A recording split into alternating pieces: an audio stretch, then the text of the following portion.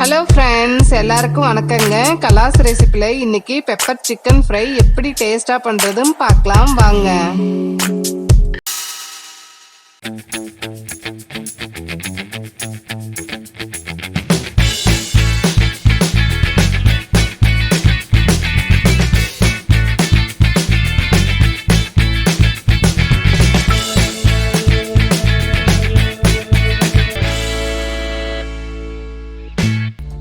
½ litre தண்ணியில் 1 teaspoon கல்லுப்பு நல்லா கரைச்சி விட்டுக்கோங்க.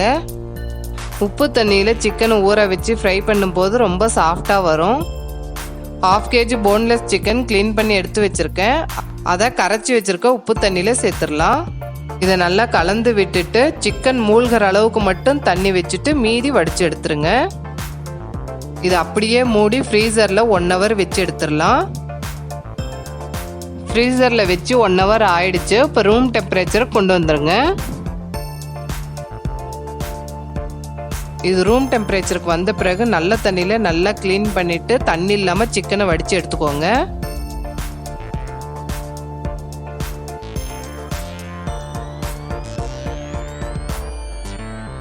இந்த சிக்கன் பீஸோட 1 டீஸ்பூன் இஞ்சி பூண்டு விழுது, ½ டீஸ்பூன் மிளகுத்தூள், ½ டீஸ்பூன் மிளகாய்த்தூள், 1 டீஸ்பூன் மைதா, 2 டீஸ்பூன் சோள மாவு. உப்பு போட வேண்டாங்க, நம்ம ஆல்ரெடி உப்பு தண்ணியில் ஊற வச்சுருக்கோம். ½ லெமன் பிழிஞ்சுக்கோங்க. லைட்டாக தண்ணி சேர்த்து இந்த பதத்தில் வர மாதிரி நல்லா கலந்து விட்டுக்கோங்க.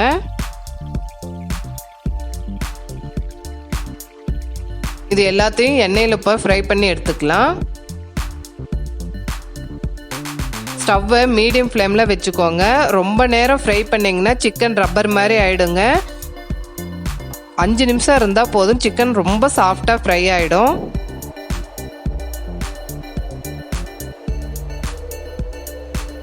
இதே மாதிரி எல்லா சிக்கனையும் ஃப்ரை பண்ணி எடுத்துடலாம். ஒரு கடாயில் 1 குழிக்கரண்டி அளவு எண்ணெய் ஊற்றிக்கலாம். எண்ணெய் சூடான உடனே 1 டீஸ்பூன் மிளகுத்தூள், 5 பச்சை மிளகாய் கீரி போட்டிருக்கேன். சின்ன சின்னதாக கட் பண்ணி வச்சுருக்க 15 பல்லு பூண்டு சேர்த்து எண்ணெயில் நல்லா வதக்கிக்கோங்க.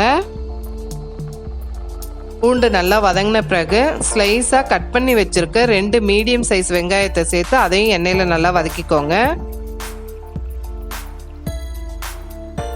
வெங்காயம் நல்லா வதங்கின பிறகு 1 teaspoon green chilli sauce, 2 teaspoon soya sauce, கொஞ்சம் தண்ணி சேர்த்து இது எல்லாத்தையும் நல்லா கலந்து விட்டுக்கோங்க.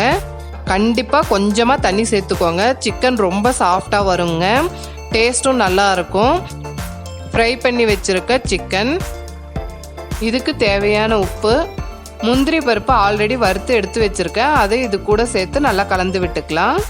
டேஸ்ட்டு பார்த்துட்டு சோயா சாஸ் இன்னும் வேணும்னா கொஞ்சமாக ஆட் பண்ணிக்கோங்க. அவ்வளோதாங்க, பெப்பர் சிக்கன் ஃப்ரை ரெடி. இது ரொம்ப டேஸ்டாக இருக்கும். இதை ட்ரை பண்ணி பார்த்துட்டு உங்களுடைய கமெண்ட்ஸை எனக்கு ஷேர் பண்ணுங்கள். இந்த வீடியோ உங்களுக்கு பிடிச்சிருந்ததுன்னா கலாஸ் ரெசிபிக்கு சப்ஸ்கிரைப் பண்ணுங்கள். பெல் ஐக்கானை கிளிக் பண்ண மறந்துடாதீங்க.